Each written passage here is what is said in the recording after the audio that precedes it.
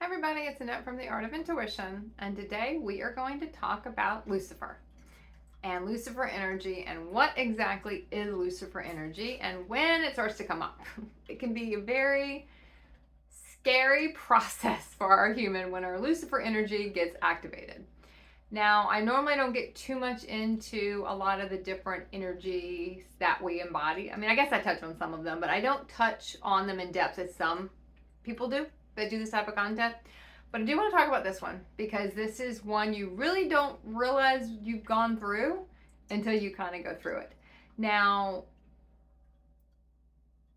some people will call it maybe different things. I've heard it referred to as Lucifer energy, and it's the flip of the Christ aspect. When we start embodying in our Christ aspect and that Savior energy, when we start embodying in that aspect of ourselves.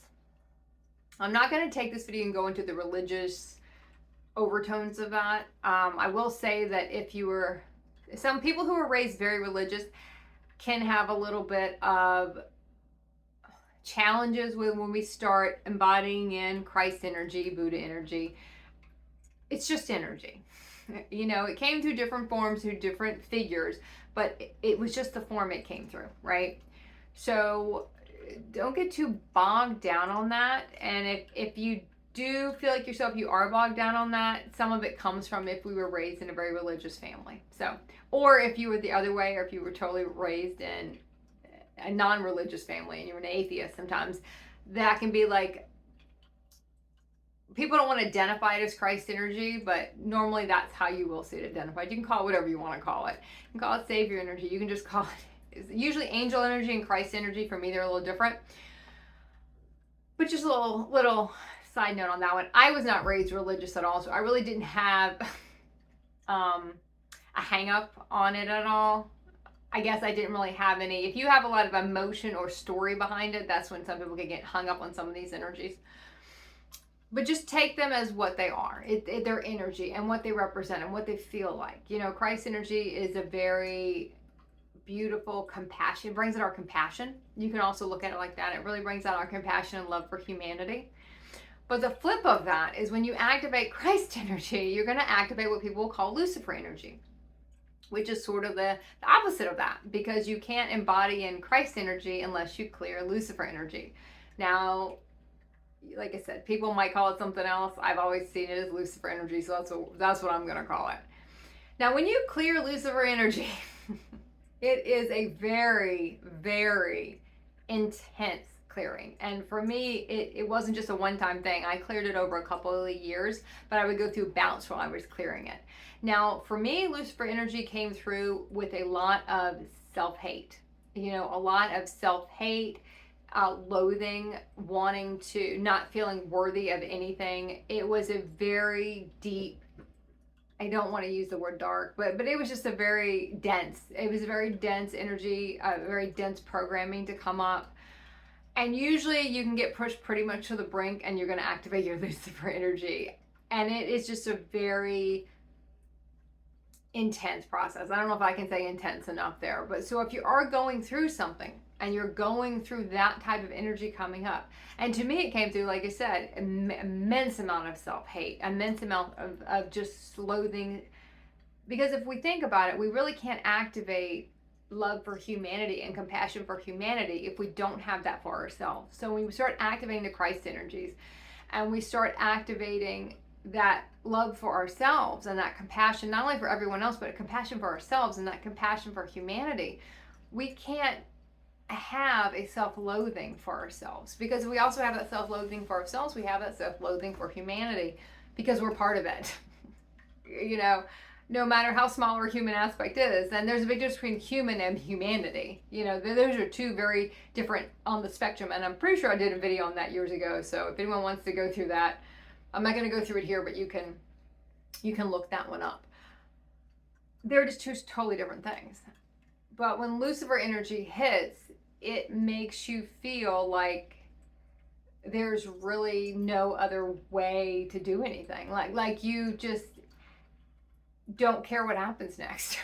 It is a very dense energy. And like I said, for me, it cleared over years. It wasn't like it cleared in like 5 minutes. It wasn't like some people say they did clear it quickly. For me, it didn't clear like that. For me, I would go through these spots over the last couple of years where I would get to a different pocket of it. It would come up again, and I would get through a different pocket of it. It would come up again. And I didn't really realize that at the time that's what I was clearing.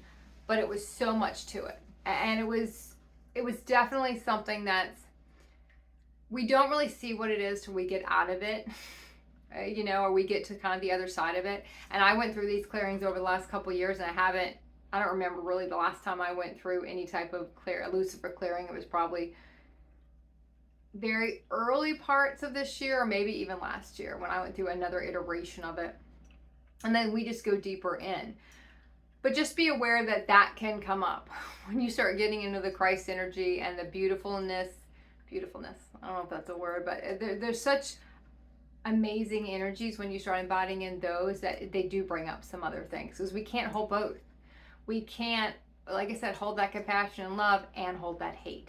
But for me, it came up as hate for myself. It didn't come up for hate for everybody else. There was a frustration with everybody else, but I have a frustration for everyone else more so than probably normal.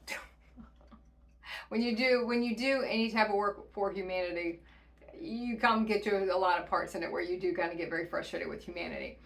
But this is not quite that. This is a totally different spectrum of a clearing. And a lot of times, I've said this before, but you go through a lot of different, you hear people go through a lot of different clearings and a lot of different embodiments, and I would always think, oh, I guess I don't have to do that part, or I can skip that part. But I don't know if there's any parts we skip. Might be different how we process it, or what triggers it, how fast we process it. When it comes up for us, we might be able to clear it faster.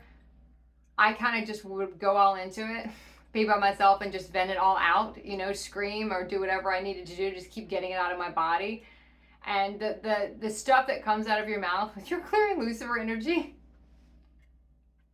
It is intense, and you're sitting there and you won't even believe it, once you get a lot of that stuff out. And it is important when we go through any clearing to remember that we're just trying to get it out of our body. We're trying to get out of our system. We're trying to just get it out and get it out and get it out. We don't want to sit there and worry about it. We don't want to sit there and get hung up on it.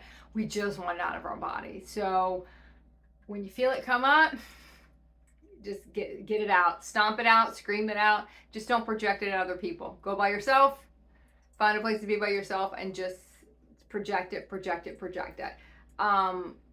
It's also another version of kind of another part of your ego death. When that all this stuff starts coming up, it is part of your ego kind of going away, part of your ego dying. So a lot of times, you might just feel like, I don't even care what happens next. Just get me out of here, because this is such an intense clearing. So I just want to do a little piece on that. I don't know if there's much more I can. There are really not a lot of words for this one. There are really not. And when I say there's not a lot of words for something, believe me, there are just not a lot of words for it. But everyone goes through it at some point or the other. You'll be there. And when you're there, know that it's actually a great sign, because it means you've activated enough on the other side of that all that stuff has to come up. I think the surprise is how much we have in there, how much self-loathing we have. I think for me, that was the shocker, because we don't realize how much stuff we hold. We don't realize how much stuff keeps us weighed down and keeps us tethered to our human ego, to our human realities. We don't realize how much we hold until we start getting some of that up and we feel the freedom of it not being there. And every time we clear something else, we clear it for ourselves, which means we also clear it for humanity. And we're freer because we're not tied to those things, and we're not tied to those things we don't even know are there. Sometimes we want to kind of get into dissecting everything in the moment. We don't need to dissect it in the moment. You might go through this and not realize till months later what you were clearing. Because the emotion, there's so much emotion that comes up, it blocks the sight. That's why it's always easier to see someone else's stuff in a sense than your own, because you don't have emotion around it. But when you have emotion around it, you can't see it. You got to clear the emotion first, and then you can see what you were going through. That's why that sight will come second. You'll clear it, then you'll know what it is. That's why I'll also say, if you can't see it yet, you can't make a choice on it yet. So if you don't have the clarity to see it because you got too much emotion around it, don't be rushed into making a choice. Never be rushed into making a choice. I had a friend that would say years ago, back when I was in my human realities, no good choices are made at 2 a.m. And it was very true. She's like, yeah, that's not when quality, I think she flipped it. It was something like, that's when good quality choices are made at 2 o'clock in the morning. That's when we make good quality choices. And in a way, it's kind of a flip of that. Don't make choices if you have any emotion around it at all, because you cannot see all the options. You can't see the highest line thing to do. Usually the highest line thing to do is not the easiest thing to do, but you're not going to be able to see it. You're not going to be able to see it yet because you have too much around it. Clear the emotion first, then look at it.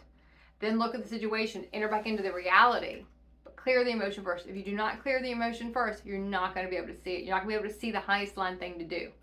And that's what we're always trying to do, the highest aligned thing. And if you can't see it in the moment because you got too much shit around it, clear the shit first. Clear the emotions first, get it out of your body. Look at why you're telling yourself a story. If it's a story you have attached to it, look at what's holding you there. Look at what you believe about the whole situation and break that down before you make a decision about what to do next. Okay, keep practicing the art of intuition.